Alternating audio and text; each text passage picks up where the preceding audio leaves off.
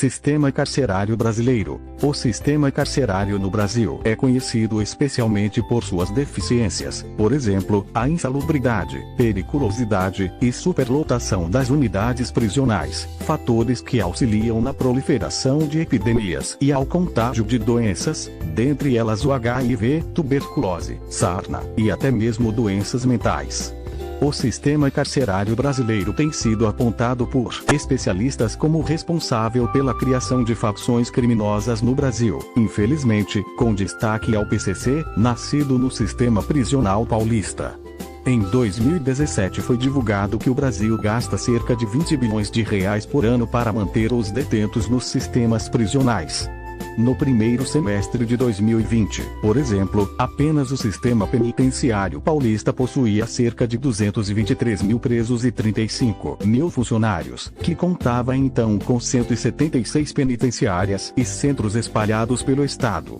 Histórico. A criação da primeira prisão no Brasil é mencionada na Carta Régia, no dia 8 de julho de 1769, sendo chamada inicialmente de Casa de Custódia. Escrita no Palácio de Nossa Senhora da Ajuda, em 8 de julho de 1769. Carta Régia de 8 de julho de 1769. São Paulo, Carandiru. A Casa de Detenção de São Paulo, popularmente conhecida como Carandiru, sendo considerado na época o maior presídio da América Latina. Foi considerado um presídio modelo, tendo sido projetado para atender às novas exigências do Código Penal Republicano de 1890.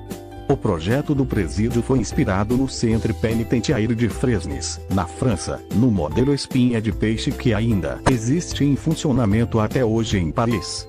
A penitenciária era aberta à visitação e chegou a ser considerada um dos cartões postais da cidade de São Paulo. Somente a partir de 1940, quando a penitenciária excedeu sua lotação máxima, que ela começa a passar por crises. Numa das várias tentativas de resolver esses problemas de superlotação, foi construída a Casa de Detenção, concluída em 1956, no governo de Jânio Quadros, que elevou sua capacidade para 3.250 detentos. No dia 2 de outubro de 1992, o pavilhão 9 da Casa de Detenção Carandiru foi o cenário de um dos episódios mais sangrentos da história do sistema penitenciário mundial, onde então, as autoridades penitenciárias amontoavam em péssimas condições cerca de 8 mil detentos. O presídio possuía 7 pavilhões divididos em blocos. Para o pavilhão 9, onde ocorreu o massacre, normalmente, se destinavam os presos de primeira viagem, ou seja, os que não têm antecedentes criminais. As informações sobre o massacre afirmam que ocorreu uma briga, com origem entre 2 presos do pavilhão 9, durante uma partida de futebol. Outros detentos decidiram se vingar e começaram um motim, no segundo andar. Segundo relatos, a briga havia se generalizado em um grande conflito entre grupos rivais, e os presos expulsaram os funcionários civis do local, alegando que era uma briga entre eles. Apesar disso, o diretor da penitenciária acionou as autoridades, pois o tumulto estava crescendo com os presos, dominando o pavilhão 9. No total chegaram cerca de 325 policiais, vindos de diversas guarnições.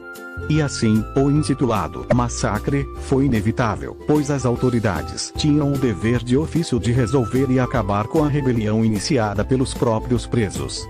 Em 2002, iniciou-se o processo de desativação do Carandiru, com a transferência de presos para outras unidades. Hoje o presídio já se encontra totalmente desativado. O governo do estado de São Paulo construiu um grande parque no local, o Parque da Juventude, além de instituições educacionais e de cultura. Um de seus pavilhões foi reaproveitado para ser instalada no edifício a Escola Técnica Estadual do Parque da Juventude. História da SAP. Até o início de 1979, os estabelecimentos destinados ao cumprimento de penas privativas de liberdade, no estado de São Paulo, estavam subordinados ao Departamento dos Institutos Penais do Estado, DIP, órgão pertencente à Secretaria da Justiça.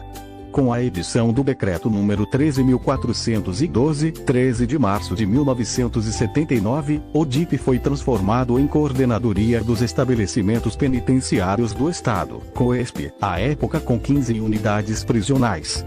As unidades prisionais ficaram sob a responsabilidade da Secretaria de Justiça até março de 1991.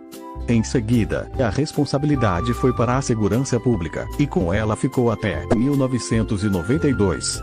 No entanto, o governo do Estado entendeu ser tarefa essencial o estabelecimento de melhores condições de retorno à sociedade daqueles que estão pagando suas dívidas para com a Justiça. O sistema prisional tem características próprias e exige uma adequada solução. Um sistema carcerário eficiente, dentro de um Estado democrático, onde o direito de punir é a consequência da política social, a serviço de toda a sociedade, mas fundado nos princípios de humanização da pena, sem que dela se elimine o conteúdo retributivo do mal consequente do crime. Como decorrência dessa preocupação, a Lei nº 8.209, de 4 de janeiro de 1993, criou o Decreto nº 36.463, de 26 de janeiro de 1993, organizou a Secretaria da Administração Penitenciária, a primeira no Brasil, a tratar com exclusividade do referido segmento. A Secretaria da Administração Penitenciária se destina a promover a execução administrativa das penas privativas de liberdade, das medidas de segurança detentivas, e das penas alternativas à prisão, combinadas pela Justiça Comum, e proporcionar as condições necessárias de assistência e promoção ao preso, para sua reinserção social, preservando sua dignidade como cidadão.